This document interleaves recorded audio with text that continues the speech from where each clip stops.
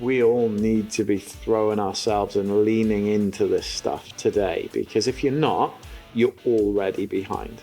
Today on the Scale Up podcast, we speak to Phil Rees, the founder of Shipmax. With over 20 years experience in the e-commerce industry, we managed to cover a wide range of topics such as his personal journey, the impact of the US tariffs, and also how AI is going to disrupt the e-commerce world. The level of things that businesses have had to deal with is just insane. Yeah. The US is a very different market. You know, a lot of businesses were all about just revenue. If you're already on razor thin margins, you know, it's getting harder and harder to continue.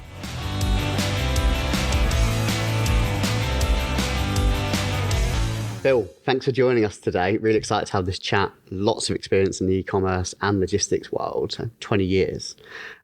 Be great to start there. Kind of talk us through your background, what you've done in the logistics and e-commerce, and what you're doing today. Yeah, thanks for having me, Simon. It's good to be with you. 20 years when I pivoted careers. So I'd been in sales for a little while, selling things like IT, mobile phones, that kind of thing. Recently got engaged and we were due to go on holiday. And I sometimes like to kind of keep my wife on her toes, or my girlfriend as she was then. So we signed for our first mortgage. At the time we were living in southwest London, and it just coincided with the fact that we were due to go on holiday. And at the time we were both from Swansea, Sarah's from Swansea as well. But we were living near Wimbledon, and I was travelling to West London for work, and then travelling back and forth to Swansea, you know, every other weekend at least, to see family and friends and stuff. So we boarded a flight literally the day after we'd had the keys to our first kind of mortgaged property, and I announced to her that I was going to quit my job when we got back. She's like, "Are you crazy? We've just signed for this mortgage." But my sole intention at that time was to take the first sales job that offered me a company car, because I was sick of getting the bus and the train back and forth to Swansea. So that happened to be with UK Mail. So at the time, Business Post had spun up this brand UK Mail because Royal Mail had been deregulated and opened up for competition. So this is 2005, around then, 2004, 2005, I think the deregulation went through. And I was, I think, the first salesperson employed specifically for this new downstream access mail product that they were launching or had launched. Employed by a guy called Andrew Jameson, who you may know. He's, was DHL eCommerce now, recently obviously been acquired by Every. Great guy, love Andrew, just absolute gentleman of the industry, and a real kind of good sounding board for me throughout the last 20 years since. So joined UK Mail. From a sales perspective, that was a bit like selling life jackets to drowning sailors. You know, so was it e-commerce parcels you're selling? Well, we used to call it mail order back then. That's how old I am. E-com wasn't really a thing. The internet hadn't really kind of disrupted marketing and postal mail that much at this point, but it was coming, early 2000s. So, the internet was a thing, but it wasn't, part of our daily lives in the way it is today. So at that time, the focus was really on letter mail. So, I carved out a bit of a niche for myself there with debt collection companies. I think was the sector that I sort of honed in on. Won some big accounts. As I say, it was dead easy sales, because you're offering people a saving on second class postage that hadn't been available to them in 300 years of Royal Mail's monopoly of that sector. So businesses like UK Mail, TNT, and a few others kind of sprung up, and it was collect the mail from wherever it's being produced, sort it, induct it into Royal Mail's delivery network, and then they perform the final mile. So had a good few years there. Then 2007, the bombs went off in London. I think, 7/7, wasn't it? So at the time, I was working with UK Mail. Sarah was the other side of London. Ultimately, they shut the mobile phone networks down, and we kind of decided at that point that enough was enough, and we wanted to move back to Swansea because we were married, I think, at this point, or certainly close to being married. I should get my timeline in order a bit, shouldn't I? And yeah, so at the time, UK Mail had opened a new service centre in Bristol. I said to Andy and the senior management team, don't recruit for the Bristol new business job. I'll take that on as territory, get an account manager for my accounts in, serving Greenford and West London, and that'll allow us to move back west. So we did. We sold the flat in London, sold a little shoebox flat in London, and bought a decent sized house with a garden in Swansea, as is the property price difference. And I kind of just by accident really took on the parcel sales territory for Business Post in Swansea, as well as doing new business for the mail product throughout the whole of the Southwest region. And I think at the time, Business Post got a great backstory to it. Started by two guys that owned a taxi firm who started carrying mail and parcels around London in the back of cabs. But at the time, Business Post as a group was being prepared for sale to FedEx. So they were in a kind of cost-cutting period, trying to make the numbers as healthy as possible. So they never actually ended up recruiting for an account manager to look after the accounts that I had in London at the time. Yeah. So I was account managing Southeast, looking for new business in the Southwest, and then firefighting problems in the Swansea parcel depot as well. So got to a point where I just felt like I was just constantly firefighting and not really able to focus on what I was being judged on ultimately was the new business acquisition in the Southwest. So a guy who I'd reported to there for a while had jumped ship to DX.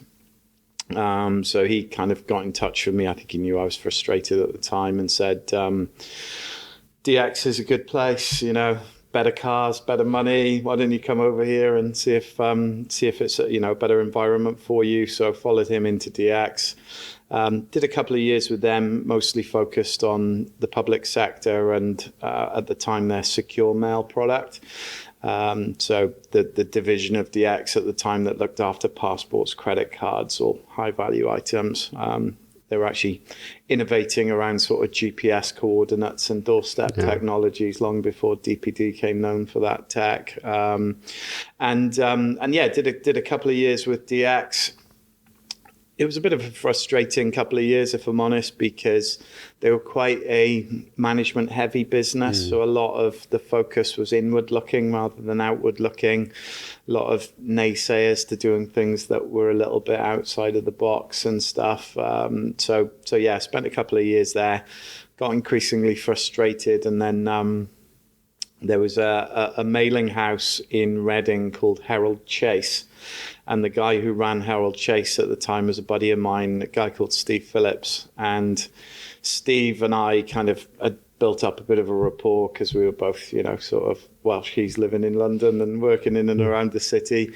And I rang him up one afternoon when I was getting micromanaged and just said, look, I'm coming over to see you. I said, I know we've kind of extracted all the business that's there for now, but, I can put it down as a client-facing appointment in my calendar to keep this guy off my back. And he said, yeah, come over.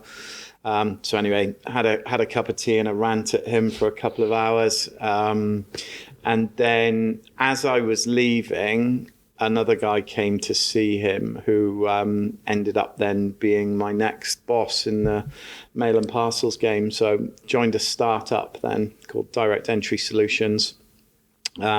This was when I sort of pivoted from domestic mail and parcels into the international side of the sector, because DES was very focused on international mail. So it was at that point, it was just a brokerage run by two brothers, a part-time person doing a bit of sort of bookkeeping. But all we were really doing was buying international postage wholesale from the key suppliers in the UK, and there were a few at that point: Swiss Post, La Poste, the Belgian Post Office, and various others. So we'd sniff out high volume direct mail campaigns, and then try and sort of optimize the postage with a few different postal impressions to get the price down below what they were used to paying. And then if the job converted, we'd just organize transport to get it picked up from the mailing house and dropped into the suppliers, usually pre-sorted and pre-labeled. So it was just, find the work, execute on it, try and make a bit of margin. So kind of arbitrage. Got quite big quite quickly because the three of us, I think, were pretty decent sort of salespeople. So we grew quite quickly, but then kind of overshot a little bit, I think it's fair to say. We became, it's there's some pain involved in this part because the business fell on some tough times, went in and out of administration twice, and I ended up I got promoted to managing director. But at the time, the business was really struggling. So I always say it was a bit like being handed the wheel of the Titanic after it had hit the iceberg type of thing, because we'd grown to about 30 staff at this point, had a warehouse and an operation. But I'd struck up a relationship then, and I was 7 years there. Certainly the first 4 of which were great, making really good margins. It was when we kind of, I suppose, got a bit bigger than we were used to, where the problems started to creep in. But I was always just a senior commercial director and managing director were the 2 later titles I held. Before that, I was just doing business development, really. So not really in control of the finances or the strategic direction. During the latter end of that was when I first kind of realized that, the game was changing. eCom was really on the rise at this point. What were the markers for that you kind of really saw the difference between what was 10 years prior to kind of where it was now and e-commerce on the rise?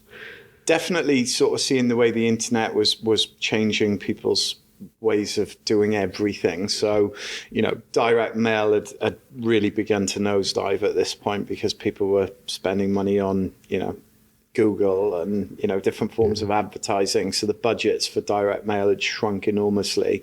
It was getting harder and harder to find that type of work.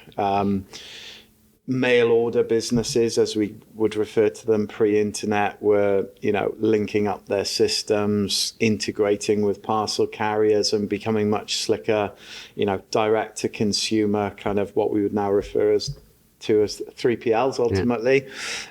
So there were a number of signals. I mean, we'd sort of seen it coming, and we'd white labeled a system for European parcels. So we were beginning to pick up some parcel-based e-commerce traffic and pivot ourselves away from direct mail.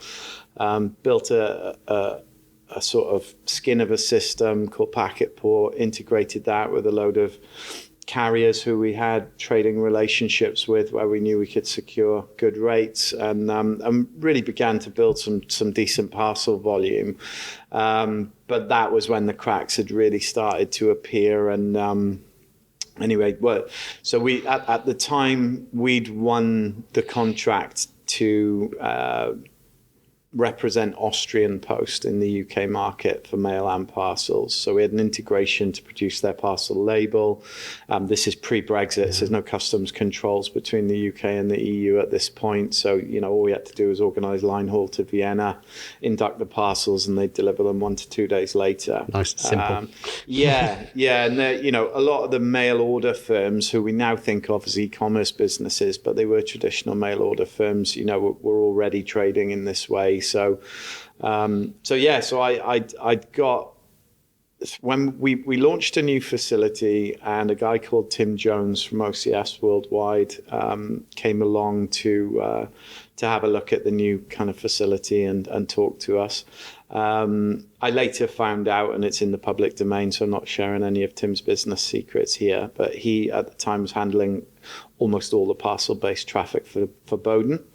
And Bowden had always had strong volumes to Austria. So he was particularly interested because he knew there was an opportunity for Bowden into Austria. So we got chatting. I think I missed him at the launch event, and he sent an email the following day, something along the lines of, nobody came to talk to me at your launch. So I was like, better go and see him. So went over to see him. We got on pretty well from day one. and we became a supplier to his business, basically carrying the Bowden parcels into Vienna, and it was good volume for us at the time.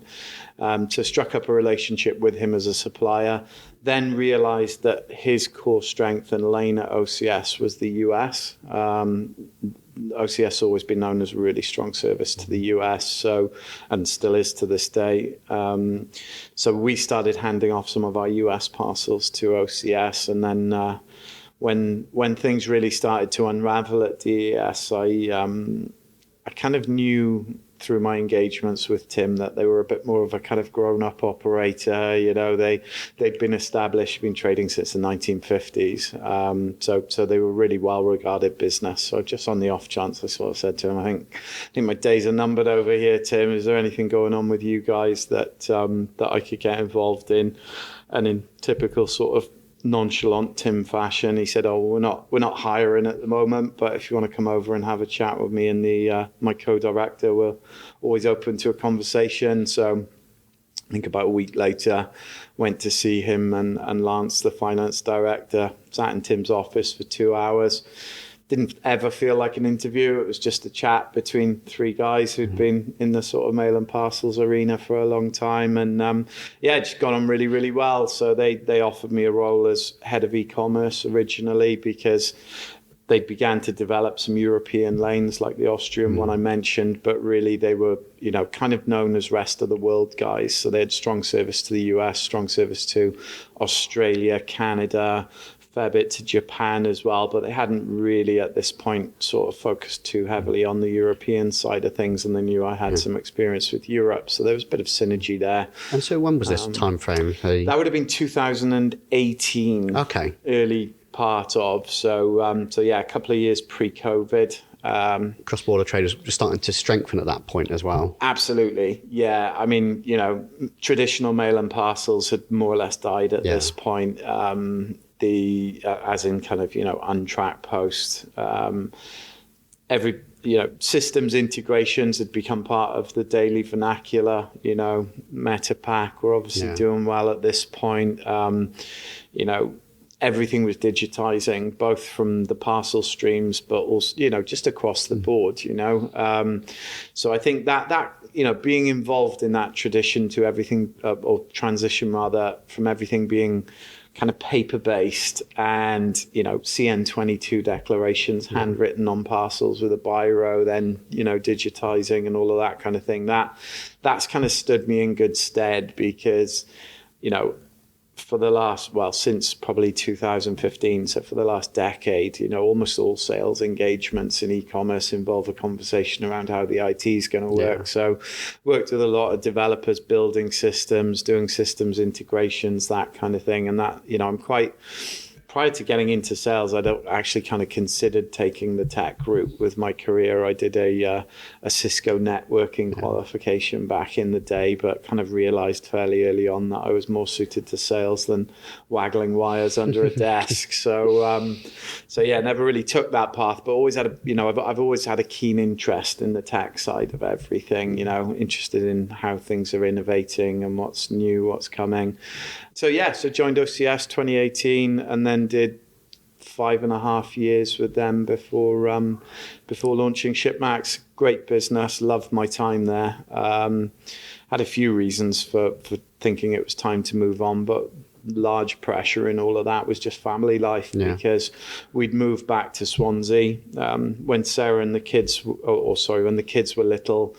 My wife very much we wanted her to be a stay-at-home mum until they were in full-time school. And then once they reached full-time school age and, got busy with after-school activities and her career kind of picked back up again and that kind of stuff, it just, me being away on the road 3, sometimes even 4 nights a week, just was no longer conducive to family life. So that was a factor. I think my kids were starting to call me Phil rather than Dad because I would only really see them from after work. That's on the Friday. Sign, isn't it? I'd have Saturday and Sunday with them, and then by the time they were eating their cornflakes on Monday morning, I'd be on the M4 on my way to Heathrow because, I had sort of 2 desks at OCS, one at Heathrow at their main processing facility just on the periphery of the airport. But then we built a pick and pack operation up in the Midlands as well. So I tended to work a Thursday in the Midlands. So it'd be sort of Monday to Thursday, either Heathrow or Coventry. Work from home Friday, have Saturday and Sunday with Sarah and the kids, and then be on the road again on Monday morning. So, and then do you want to talk through Shipmax, kind of what you're doing now? Yeah. So it's I get a bit of imposter syndrome when I talk about Shipmax, really, because it was never intended to be a long-term play. Yeah. So when I stepped down at OCS, when you're senior level employee in a business like that, you often agree to certain compromise agreement constraints in my exit contract that meant, can't go and work for a competitor, can't talk to the clients, can't deal with suppliers. All of those things were in there, which you expect, with a 6-month timeline. I'd worked a 6-month handover or 4-month handover for them pretty much. So I kind of knew I had limited options for 6 months at least. So I thought, right, well, what can I do that doesn't disrupt anything that they're doing and doesn't put me anywhere near breaching this agreement that I've made with them? And consultancy seemed like a good fit because, I had a few quid. I was able to kind of sustain myself for a bit.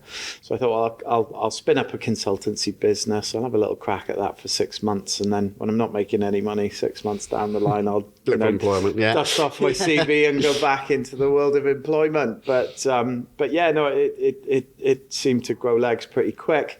I think I benefited from, I've a natural...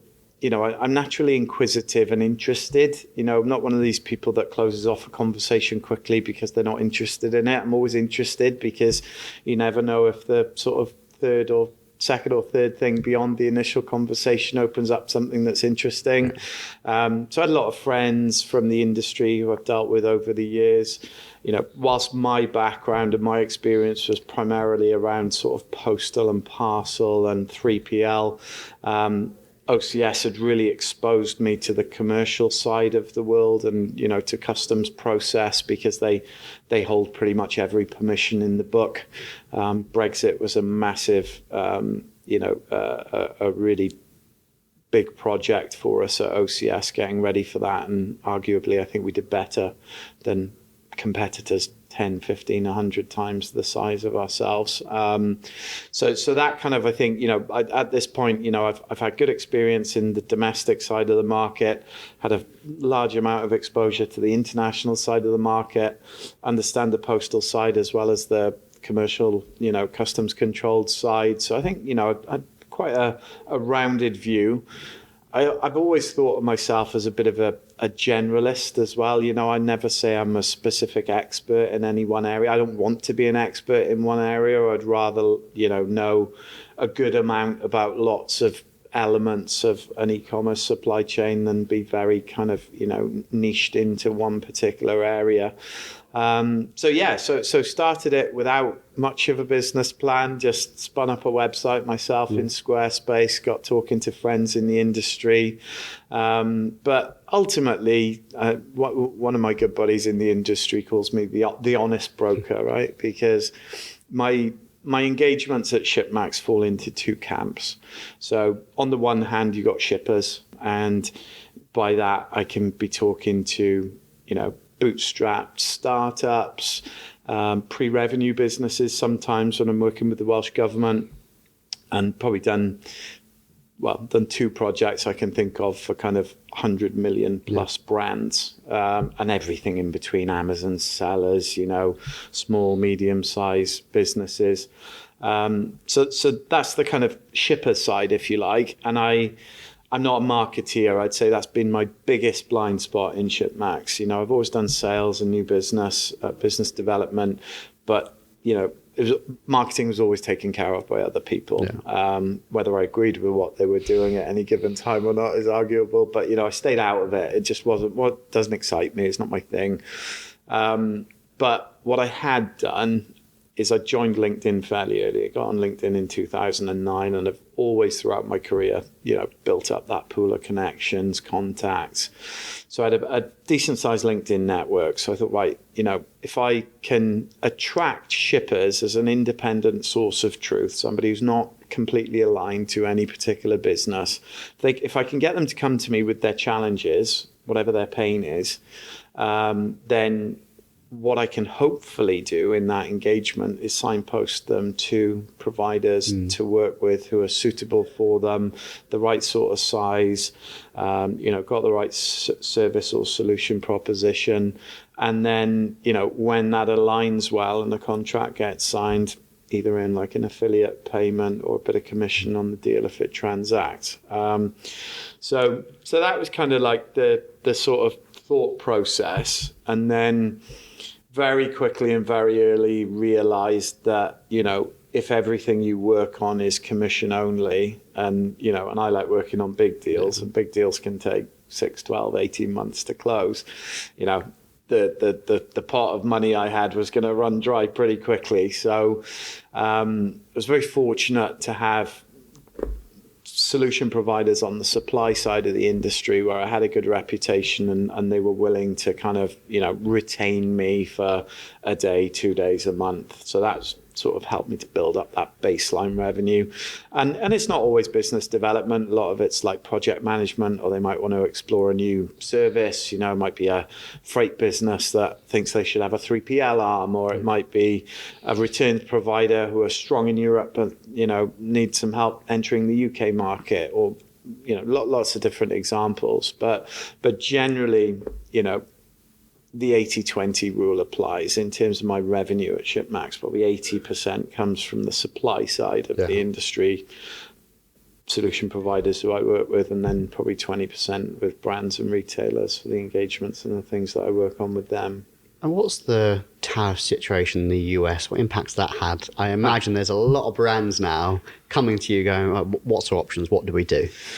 Yeah, it's interesting. I mean, I've been bleating on LinkedIn on that particular subject since before Trump was even in power, because what people don't realize is there was the Biden-Harris administration that really started, the ball rolling with getting rid of the de minimis. But yeah, I mean, it's funny, like when you look at 2020 to today, the level of things that businesses have had to deal with is just insane. Yeah. Like, we had obviously Brexit 2020, COVID following that same year, more or less immediately afterwards, which for a lot of the retail businesses was a big pump to their volumes, maybe short-lived in some cases. Others have sustained on from that pretty well. Then you've had lots of regulatory changes, IOSS kicking in for the EU. There's changes coming on that down the line in 2027. And then obviously, more recently, the war in Ukraine and, the kind of, the recessions. Yeah. It's just been like one thing after another. Yeah. I mean, prior to 2020, I look back and I think back then, the big news for us was the volcanic ash cloud over Iceland. I don't know if you remember that, but it disrupted a few flights for a couple of months.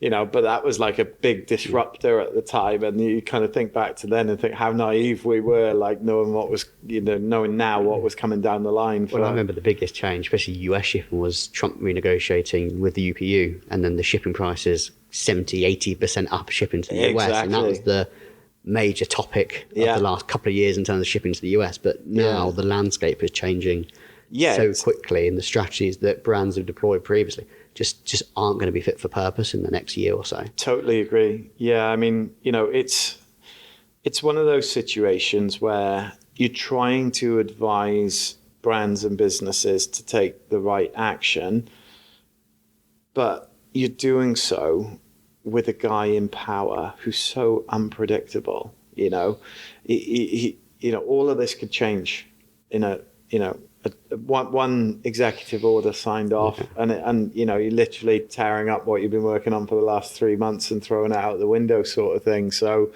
but no, it seems now that this policy is going to stick.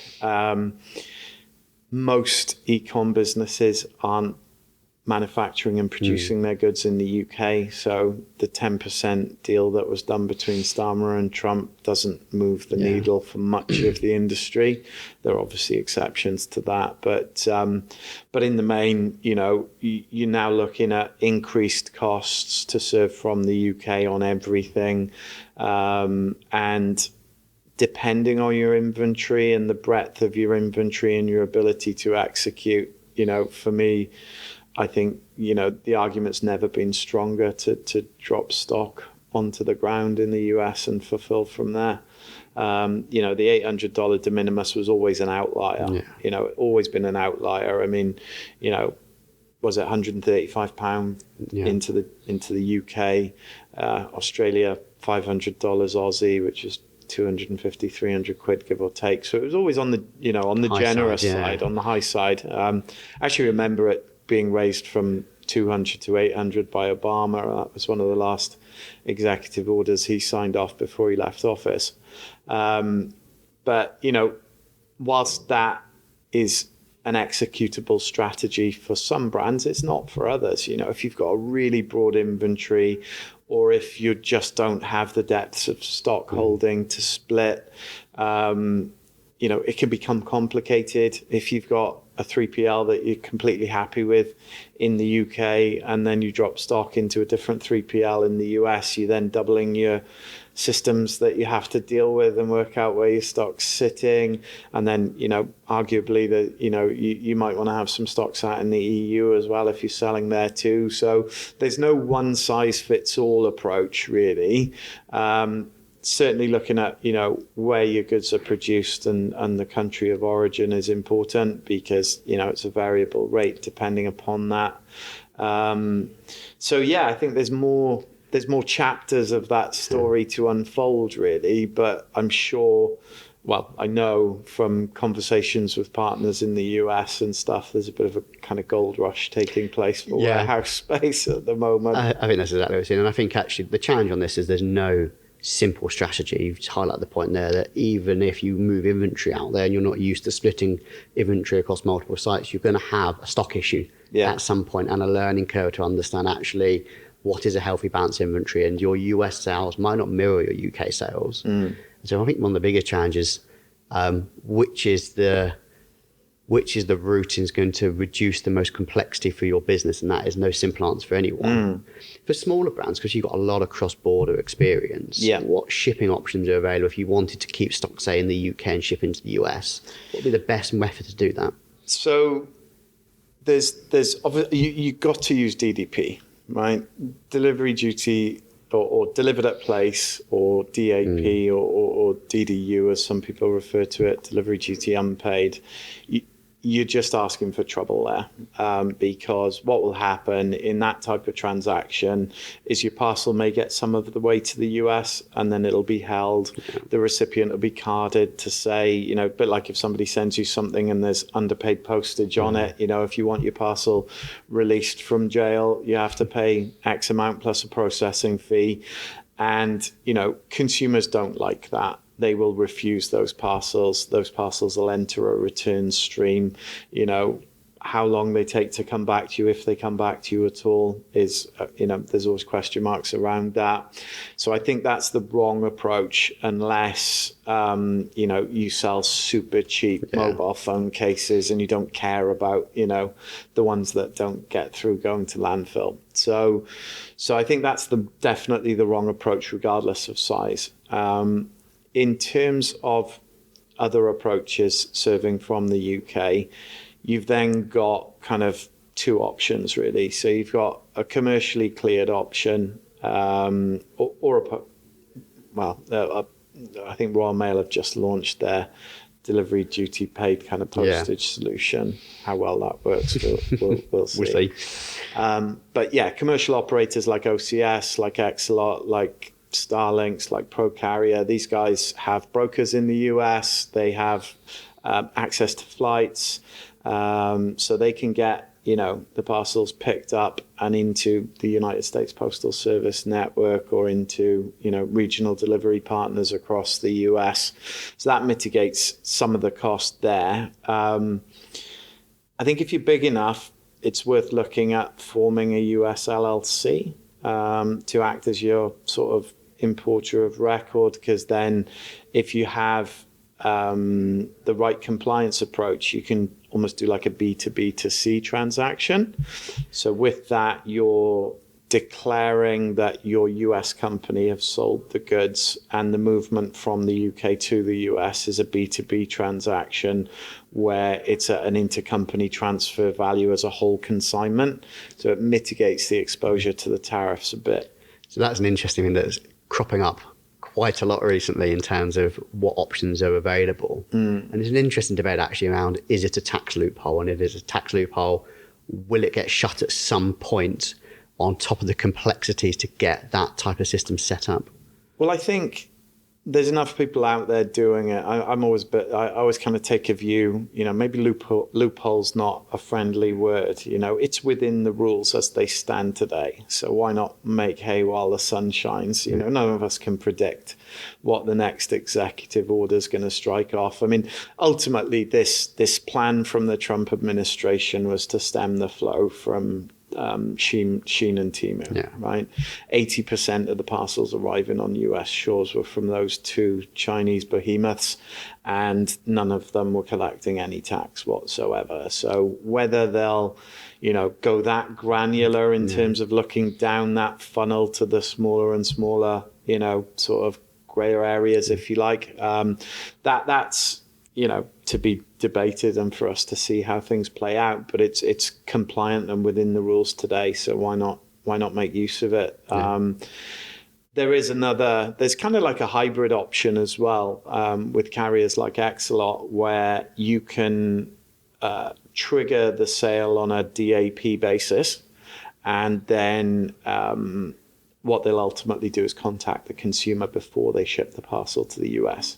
So they'll engage by email, by SMS, by whatever contact means, they're available, they have available to them, and ask the consumer if they want to pick up the tax bill and the clearance fee. And if they say yes, they take a payment from them there and then, and the parcel gets released for export as a, delivery duty paid parcel. So it sails through customs without any further flags or delays. I think that if you're going to take the approach of pushing the burden of the tax to the US consumer, that's a much cleaner way to do it, which is going to, lessen the noise into your customer services and not mean that you've got tickets coming out of your ears and, massive consignments of parcels coming back that have been refused. What about brands that are looking at localizing? You mentioned there's a lot of US fulfillment brands seeing this slightly as a gold rush and creating a lot of urgency around moving. And I think there's a challenge for brands, UK brands, between the need to potentially be over there to mitigate potential risk of losing their US customer base and balancing it between making the right decision and not rushing in there, making the wrong choice, and then being stuck with a partner that potentially isn't fit for their type of business. What should UK brands be considering if they are looking at localizing into the US as part of this?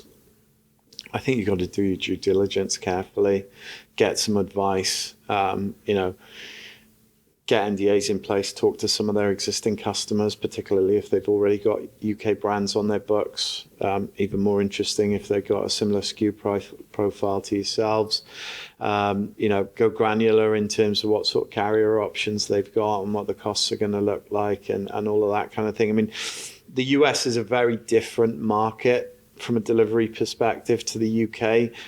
The consumer doesn't expect things as quickly as we do here because it's a much larger geography. They're used to things taking 2-3 days to arrive, maybe longer, if they know they're coming from overseas. I think it's also a zonal, primarily a zonal based pricing model. So, if you've got, let's say, a narrow SKU range and it's not too difficult to do, you probably want to drop stock both east and west coast, maybe even mid-state as well. So, either looking at a 3PL or a 4PL provider who've got a multi-site approach to the US market is quite smart.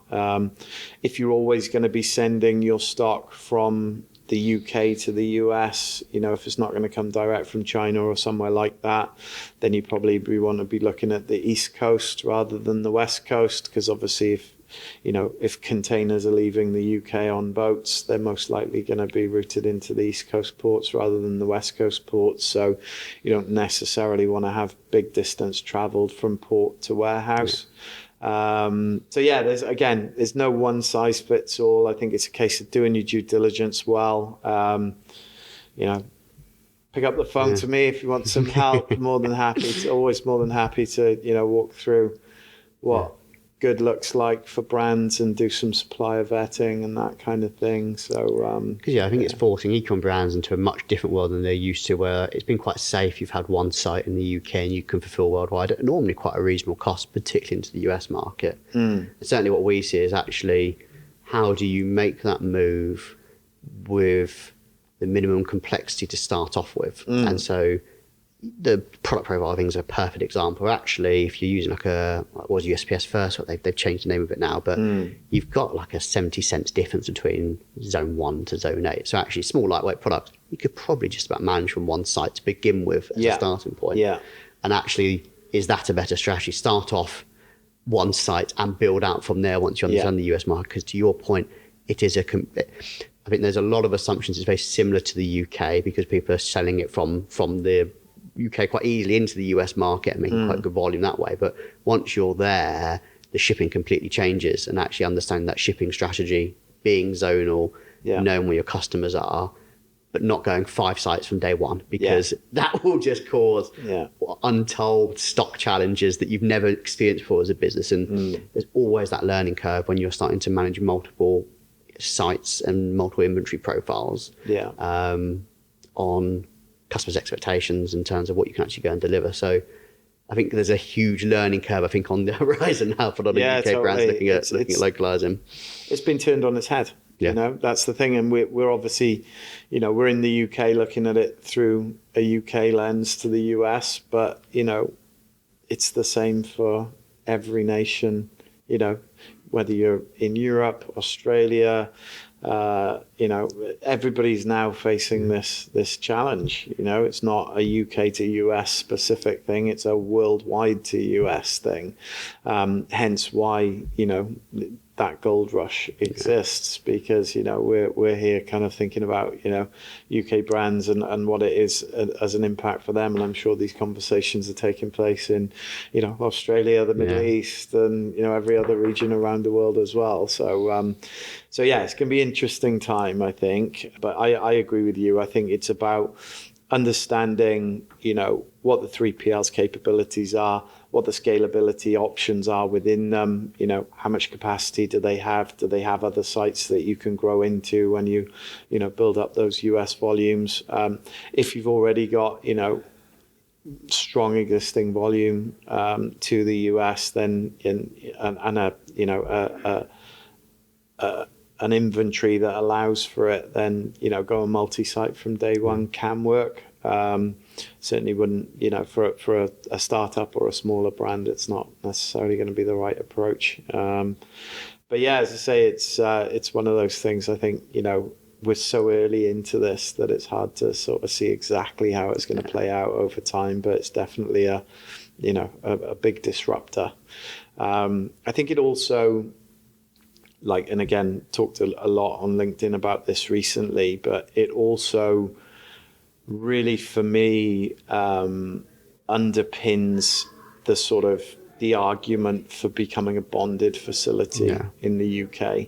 If you run your own warehouse or you work with a 3PL, if you're bringing that stock to the UK as a transition point on its journey to the EU, to the US, to Australia, to anywhere, any export market, even Ireland, I think there's never been a better time to consider the benefits of a bonded facility. Because if you're not bonded, and let's say your inbound supply is containers from China into a warehouse in the Midlands, and then you're selling that inventory worldwide, where duty applies, obviously we know it now applies to the US, and it seems like from 2027 it's going to apply to all EU shipments as well, you're paying duty twice. Yeah. You're paying into the UK and then again into the destination country.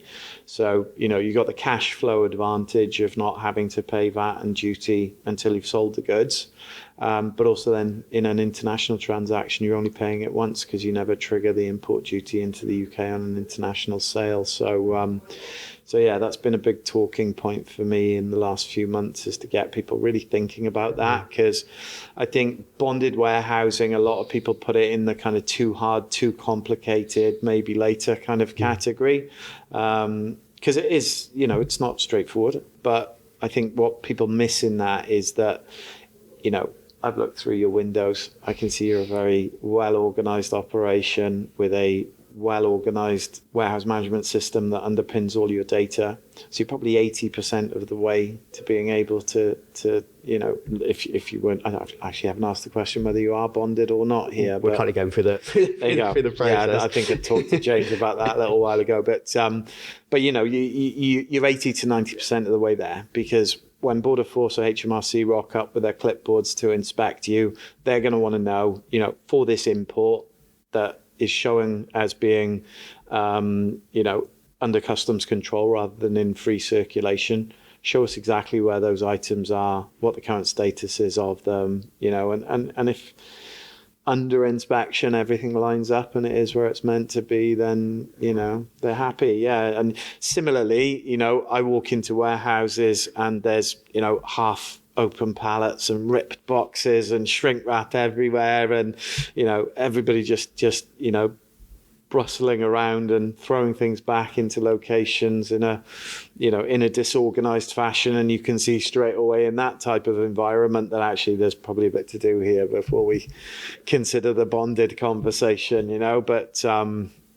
but yeah, I, as I say, whether you operate with a 3PL or from your own facility, the latest changes in the US just strengthen that argument to my mind. So businesses should be looking at that. So I just want to go back to a point that you mentioned, which was essentially double duties and actually the impact that can end up having on a brand's margins. Obviously, the landscape in e-commerce is changing so rapidly, and traditional commercial models don't seem like they're working anymore in terms of profitability that e-commerce businesses were once having. What changes potentially do an e-commerce brand need to consider making their commercial model, taking into account the increasing cost of cross-border trade? Digital advertising costs now are just steadily climbing. What kind of changes with brands that you're kind of working with and have worked with have helped stem that margin erosion? Yeah, it's interesting. I mean, I think obviously the bonded warehousing thing is one lever that you can pull on. It used to be the case, and I think this is part of the point you're making, that in the good old days, the heady days, you could operate on a thin margin and still, turn an okay profit. There was lots of funding around for online businesses as well, .com bubble and all of these kind of things. So, a lot of businesses were all about just revenue. Don't worry, the profit will come later. Well, we know in the current landscape, it's harder to make that profit now. So I think, you've got to be profitable from day one. You've certainly got to, be able to be profitable in your home market. I would always say, you got to nail the home market first before you start looking at, international expansion, whether the home market for you is the US, the UK, the EU, or wherever. If you can get it working like a well-oiled machine and healthy and profitable, in your home domestic market, then that's the time to start looking, okay, can we make another market work? Now, it's always been up until last week that if somebody asked me for that sort of advice, where do we go next? It was always the US. It's like, biggest consumer market on the planet, $800 de minimis, loads of shipping options, friction-free import, I'm not sure whether I'd tell them to go to the US as their first domestic market now with the volatility that's there. Their first overseas market. I suppose you could still make an argument for it. So what other options would be out there? Well, I think the EU is perceived to be tricky by some still. I mean, one of the hats I wear at Shipmax is I work on the Business Wales Accelerated Growth Programme. So it's a pot of money funded by the Welsh Government that's available to basically ambitious businesses in Wales that are looking to hire and grow and improve the Welsh economy as they go. So I get drafted in to coach a lot of really interesting Welsh businesses across a really wide variety of sort of levels of experience, but also the things that they sell and ship and the challenges that they have. So I really do love it. It's such a brings us such a great amount of variety into what I do. But one of the things I suppose that saddened me a bit when I first started getting out on behalf of Business Wales and talking to a lot of these businesses that, in 2024 and 25, how many businesses were still ignoring the European opportunity and seeing it as too difficult or, too costly or whatever. So a lot of the advice I've been giving to parcel shippers through that program is around how to, get Europe working again and get back in there. Because, in some cases, these are businesses have been around for a number of years and had, really successful, healthy levels of trade into the EU pre-Brexit. Then, Brexit came along, it all got turned on its head. They turned off their European marketing. They, kind of allowed their European customer bases just to sort of rot on the vine a little bit, I suppose. And now, a lot of that is about, okay, well, actually Europe's not that difficult. If you understand what you're doing and you get your compliance foundation sorted out, particularly if you're direct to consumer and you sell under 150 euros with IOSS and a Shopify-based website, it should be easy to serve Europe, So I think if to your point about is it still a good model? I think it is, but not in every case. If you're already on razor thin margins, it's getting harder and harder to continue to build your business on that type of foundation. Whereas, if what you do is financially sound and profitable, then, I think you can still expand internationally and make a good margin doing so. And for the European market, it's been an interesting point actually in terms of UK brands maybe pivoting to focus back on the EU.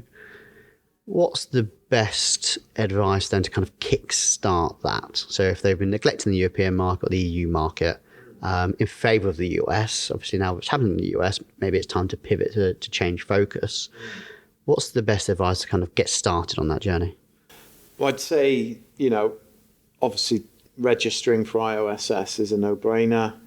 Just expand quickly on IOSS. Yeah, sorry. Yeah. Sorry.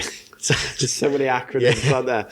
So IOSS is the import one-stop shop. It's the pan-European VAT regime for transactions of 150 euros or less.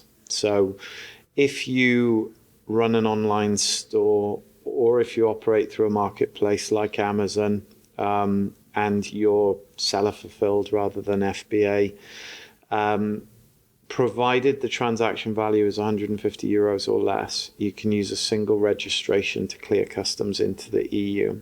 You have to work through an intermediary, so you have to ultimately have somebody acting as your IOSS agent, who have to be Europe based. But once you get that registration in place, then you can use that to collect and remit European VAT. Now, in the case of a Shopify web store, with a bit of settings configuration and maybe a plugin, what it then means is you collect the right amount of VAT from the consumer at the point of sale, and then you have a process in place to remit that VAT back through your agent into the EU's coffers. So when you think of Europe, you have to think of VAT and duty separately to a certain extent, because VAT is country specific. That's why you have different VAT rates to different countries, whereas duty is a federal pot of money that serves the EU as a whole. So, but there is no duty at the moment on iOSS transactions of 150 euros or less. So you set Shopify up to collect, I think it's 17% in Luxembourg, 27% in Hungary. The rest of them generally sit around the 19, 20, 21% sort of mark. So you sell your goods, you collect the VAT against your iOSS reference, and then through your agent, you do a monthly VAT return, and that, you remit the total amount through the agent, and they make sure that it goes, in the right amounts to the right places. If you're transacting on a marketplace like Amazon or eBay, then you're ultimately using their iOSS reference for clearance because they've collected the VAT. You don't have to collect the VAT. You just have to apply that reference to the transaction when you're working with your carrier. So it's a really, it's a simplified scheme. It's designed to be, a level playing field or to level the playing field. And for direct to consumer brands, it's fairly straightforward to administer. Presumably, if you don't, then the VAT burden gets put onto the consumer to be paid. Yeah, and then we're back to the same challenge that arises if when because then you're moving from a delivery duty paid, slightly misleading by calling it DDP, but you're moving to a taxes or taxes being paid by the shipper, ultimately collected and remitted by the shipper to, as you say, putting the burden onto the consumer. As soon as you put the burden onto the consumer, that they get the option to refuse. Yeah. They will almost certainly do so. And then you end up in this doom cycle of returns and unhappy customers and tickets and blah, blah, blah, blah, blah. And then the challenge is if they do accept it, the chance of them reordering again is very slim. And most brands now need that, second, third, fourth purchase. So Exactly. it's just going to hamper your lifetime value. Yeah, for sure. And, and the transaction fees that the consumer pick up at the other end are generally a lot more than you will pay per transaction working with a carrier. I think it's a while since I looked at it, but they were averaging when I last looked at between sort of 8 and 9, 10 euros per parcel, pan Europe. Some countries a little bit less, maybe Eastern European countries, maybe 3 or 4 euros a parcel. I think Germany and France, you're looking around about the 10 euro mark. So they've bought from you. Yeah. They're paying the VAT on the value of that basket. So for easy maths, if it's a 100 euro transaction, the demand for VAT is, and it's a 20% VAT rate. Yeah. There's 20 euros worth of VAT, and then another 10 euros worth of charges on top by usually the postal administrator who are going to deliver to you, or the carrier. So it could be more if you're working with a DHL or a UPS. So, what looked like an attractive purchase at 100 euros may then not look so attractive when you've added 30, 35 euros on top overall. So, consumer has the right to refuse. They do. Parcel ends up in the return stream. You get, a ticket race to customer services, or not. You just get, a pile of parcels coming back. Or worst case, you lose the product and it never makes it way back. Exactly. So yeah, I think, DDU can work in certain markets. Tends to be the more obsolete sort of smaller, if you serve everywhere, then, having a DDU process into Sri Lanka is probably fine for the amount of parcels you're ever going to sell there, but you don't want to use it to any of your major destination countries. Back to margins, and particularly overheads, I think, in this one. And there's obviously, I think, a huge opportunity in the e-commerce space for the application of AI. Yes. And so what should brands be thinking about now when it comes to leveraging AI in their e-commerce business or their logistics operations? Yeah, that's a really big question. I'm thinking about where to start on that. I mean, I think I've read a lot and thrown myself quite deeply into AI stuff. I think, I think it's been a big factor in me being able to grow Shipmax fairly quickly and successfully because, just for me personally, my work hasn't really changed all that much over the last 10 years. You know, a lot of it is business development, reaching out to people, you know, engaging with people through LinkedIn and through other channels. Then you have the getting to know you process, and then obviously depending on what you're selling, you're trying to build rapport and execute a transaction with them. But, you know, if I look at how effective I was at doing the day-to-day job 5 years ago versus what I'm able to output today, it's hard to put a number on it, but I'd say, you know, just me personally, I'd say I'm probably 4 or 5 times more productive than I was 5 years ago. You know, I use various LLMs. I was trying to think, obviously knowing that this was going to be a topic for today, I was having to think, there's probably something between 12 and 15 AI-based tools that I use on a regular basis from one week to the next, some free, some paid. But I could never have, you know, I couldn't do the things I do today without them. You know, I sometimes feel like I'm generating the work of a company of 5 people on my own because I'm really using these things. So I think everybody, regardless of your business, whether you're a brand, whether you're a solution provider, whether you're a consultant, a sales guy, a finance person, marketeer, whoever, we all need to be throwing ourselves and leaning into this stuff today, because if you're not, you're already behind. Yeah. You know, I'm very fortunate that I've got local to me in Swansea as well, 2 industry experts on AI. Guy called Alan King, who's written a book on AI, who I've got to know through various contacts locally, and a couple of other people as well, who are, you know, these people who are like intellectual level is way above mine, but been fortunate to spend some time around them.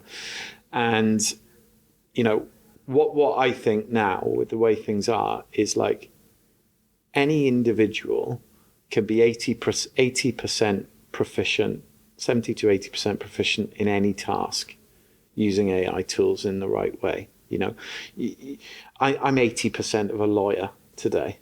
I'm 80% of a copywriter today. I'm 80% of a, you know, you name it. You know, you can almost get yourself to 80% proficiency. You still need that 20% to be expert level. But, you know, I'll give you a specific example. So I represent a piece of custom software. It's called Gathia. What it does is it rips information from static customs documentation, digitizes it using optical character recognition, large language models, and a bit of training. So you can feed it a 70-page commercial invoice and it'll read it in seconds and then output a file in whatever format you need that file to be output, right? Really great bit of kit. Quite complicated and very niche to the world of customs, because despite the digitization we've talked about, customs actually is very document heavy still to this day. So what it does really, really well. And I got introduced to the founder of it. They're based out of Sweden, had really good success in Sweden, Norway, and Finland in terms of, because the market for it is, you know, large customs brokers, freight forwarders, people are dealing with, you know, piles and piles of customs documentation, right? So Animesh is the founder. Got to know him very quickly. You know, we got on really well. He showed me the solution. I immediately fell in love with it because I used to just see how much paperwork we used to generate at OCS that we were, you know, contractually committed by Border Force to sit on for 7 years. So we'd have, you know, like at any given time, 100 pallets worth of archived documents in the racking that just sat there gathering dust. Nobody ever came to look at, but if HMRC did come knocking, we had to be able to pull them down and show them. So when I saw Animesh's solution, I was like immediately like, you know, sort of, I'm easy guy to sell to anyway. I think if you've done new business your whole career, you'll listen to anybody's pitch. But anyway, once I saw the system, and in fairness, I was introduced to it by a really good buddy of mine in business, a guy called Peter Hitala, who has got a really interesting career, but now runs a returns platform called InReturn, also Swedish. So Peter introduced me to Animesh. He said, look, Animesh doing really well. He's got great product. He's got, the AI and the tech side of things nailed, but he's also got a really good team behind him for any queries that get generated out of the process. He's looking to expand, and we think that the UK is a great market for him to expand into. We have a conversation about helping him grow business in the UK. So I was like, yeah, absolutely. Sounds great. Did a demo, got to know Animesh a little bit. And then, anyway, fast forward 2 or 3 months, we signed a deal really, really quickly, launched it. Literally, we were in Birmingham, I think it was on a Wednesday night for dinner, agreed on a napkin what the deal was going to look like, and then went and launched it at a freight event the next day, which, it's just serendipitous timing. And then on the back of that, as I say, we started, carefully going after prospects, because it takes a little bit of time to onboard a new prospect onto the system. Everybody's documentation is different, so it requires a bit of nuanced training and the system to get to know the documents. And they might have different documents for different customers. A business like James and James, we'd almost train it on every individual customer's document. So we get into, I've got to be careful here not to breach anybody's NDAs, but we got into a really big opportunity really, really quickly.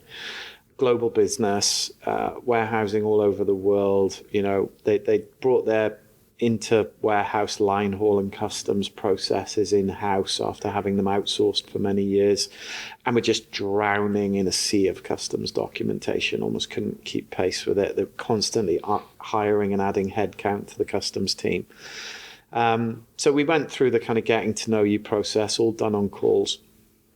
And anyway, after we had a meeting scheduled, it's myself, Animesh, a guy from his team, and then 3 or 4 guys from the prospect, and these almost, not quite, but almost board level people. We're getting taken really seriously now. You've got the head of customs on the call. You've got, somebody from finance, a project manager.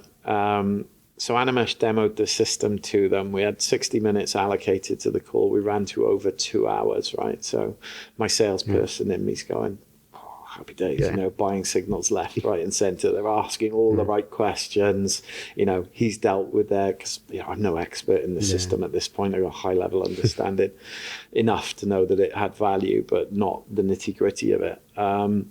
So at the end of the call, I was like, shit, that's gone really well. They want me to send them a proposal. I've got nothing, like literally nothing. Couple of PDFs on the solution, maybe, a fairly lame looking PowerPoint presentation in Swedish.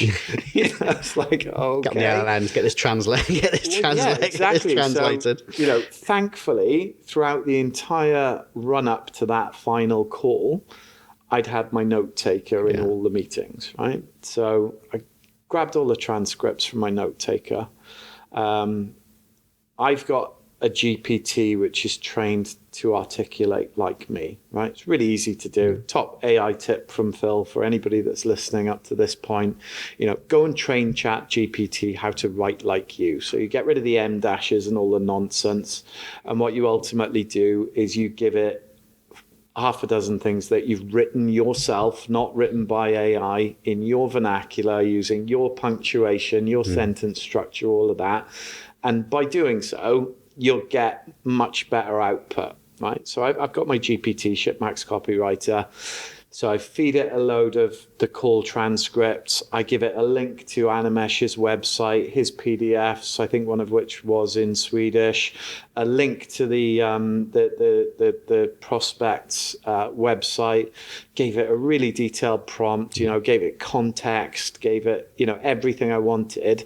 And the last line, or couple of lines of that prompt were, right, now write me a sales proposal, written in language a 12-year-old could understand, in English.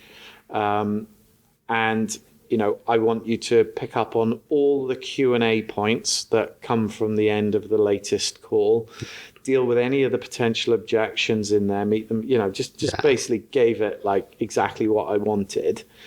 And in 5 seconds after generate, I had something that was 90% of what I needed, 10 pages. Oh yeah, and I said like leave me a blank page at the end to drop the pricing in.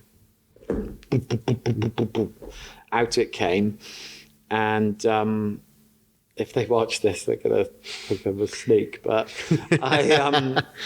it was so good. It probably took me half an hour to 45 minutes to edit it, put the pricing in, put my watermark it with my branding and, create a nice looking document from it. And then I was like, then I sort of had this kind of thought, I was like, shit, I can't send it to them yet because they're just going to know.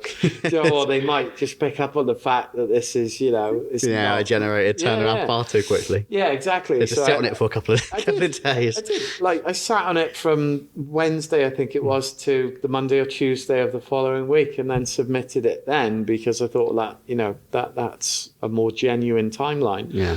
But actually, in reality, that piece of work in the old world, and when I say the old world, I mean early 2000s, 2020, sorry. Yeah, so I go back to 2020 probably. Yeah, 2020. That would have taken that if I was working at OCS with all of my responsibilities and everything that I was doing, realistically, I'd have maybe got that back to them in 3 or 4 weeks because I'd have dipped in and out of it. Then I'd have got distracted. Somebody had knocked on the door. It's time for the next meeting or whatever. So you're constantly going in and out of, thinking about that specific thing that you have to create. It wouldn't have been as good. It certainly wouldn't have been as detailed. I'd have forgotten half of the important things to them in the Q&A because I don't have, Rain Man memory, and it was like that for me was like, that's a big win from a productivity perspective right there. I've knocked something out in under an hour, or actually by the time I've copied and pasted all the transcripts and mucked around a little bit, let's say two hours work, and I've got something that in the old world I'd have probably labored 10, 12, 14 hours into that document before I'd have sent it. It would have taken me probably a month to get back to them. So I'm always now, I'm always on the lookout for these productivity wins. And I think brands, retailers, everybody needs to be looking at it like that. Is there particular tools that e-commerce retailers should be considering? So for content generation, particularly like video, I think it's a really interesting one. And you see some people doing some quite innovative things with video and quite comical as well, because it's just a world of possibility. Yeah. What kind of tools should brands be thinking around where to leverage it? So I think actually you've got content, written, imagery, video. What else could an e-commerce brand be using AI for? I'm not going to sit here and say I'm an expert in terms of marketing a brand. I'm really not. I obviously seen what other brands do and who does it well, who does it not so well, and all of that kind of thing. I think,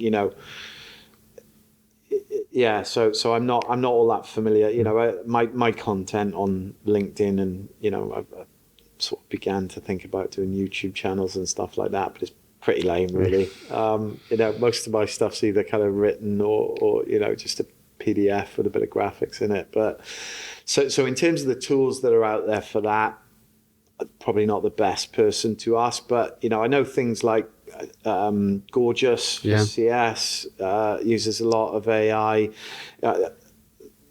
Alan and some of the experts that I speak to, they say that in terms of the AI journey, we're really at the beginning.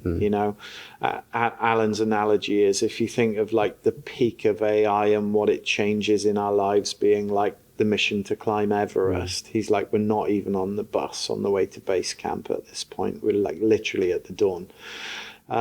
So how it's going to change and disrupt things over time for brands is a hard one to answer. But I think, SEO is changing enormously. I think, you need to think about how you show up in LLMs now rather than how you show up on Google, because paid search and all of that's going to change. Content is king. You got to look at brands like P. Louise and the numbers that they've done, that Paige has done, with that business and others like them on things like TikTok Shop. I love things that take friction out of a process, and I'm not an expert on TikTok Shop particularly, but the way somebody can transact from within their feed is seems amazing to me, so whatever their interests are and whatever appears in their scroll, interesting products in your feed that you don't have to leave TikTok to purchase, just one buy now click and that parcel's being packed somewhere and shipped to you. So yeah, I think, we're all getting suspicious when it comes to content, I think, or certainly a lot of people are. So, I think things that are genuine, things that are authentic, user-based content,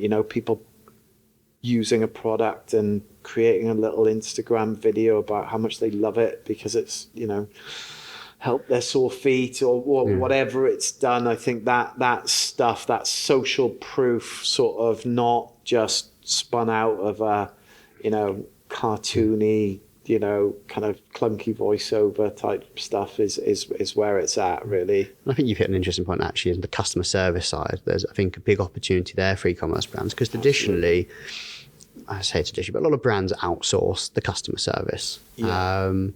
And outsourcing it or bringing in an AI agent. Yeah. Two sides of the same coin, really. But actually, the way you can train the AI agent to talk like your brand, represent your brand, is going to be far better than actually outsourcing it to a partner that are going to have that turnover of staff. So there's that training element and that learning curve. I think there's a huge opportunity for brands now to look at AI customer service agents and how they can be implemented into their business. Yeah, and I've seen that, I've seen that done really well quite recently, actually. Obviously, DPD had a big scandal, didn't they? Yeah. They were an early adopter of AI agents for chatbots, and I think, I forget exactly what happened, but a chatbot went a bit nuts, didn't it? Yeah. And gave away a load of GDPR sensitive information, and they ended up with a load of bad press about it. But things have moved on a bit since then. I mean, that was probably 3 or 4 years ago. But specific example of this being done really well recently. So my wife, it's a hereditary thing. Her mum has osteoporosis, and she has osteopenia, which is pre-osteoporosis. And she has to go for bone density scans and things like this. It's early for Sarah. So she's quite interested in, things like diet around it, what's going to help her retain bone density and strength into her twilight years and stuff. And she'd read somewhere that taking collagen is helpful for that. So she'd signed up to a subscription, started taking this collagen. It was arriving. And then her mum, who, is often an expert on these subjects, arguably, got wind that she was taking collagen, did a bit of research on it, and decided that actually she shouldn't be taking collagen, and that, it's better not to. So Sarah had kind of paused the subscription from this collagen provider and sent them an email saying, I have this kind of pre-osteoporosis condition, read conflicting information and about whether I should be taking it or not. And I think, just emailed them or whatever. I don't know exactly how she posed the question to them, but she did it online, and I think twice, and never got an answer. Yeah.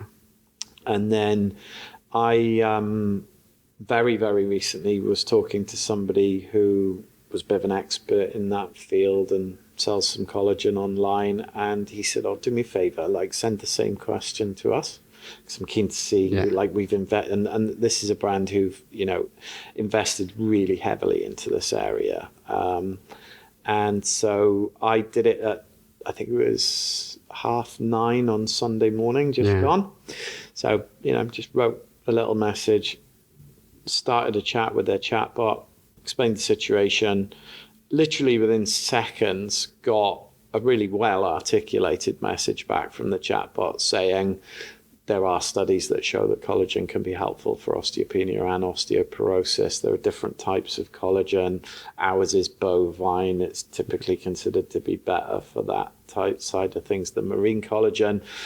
So I got, and it was that quick. It was clearly an agentic answer, but good agentic answer back.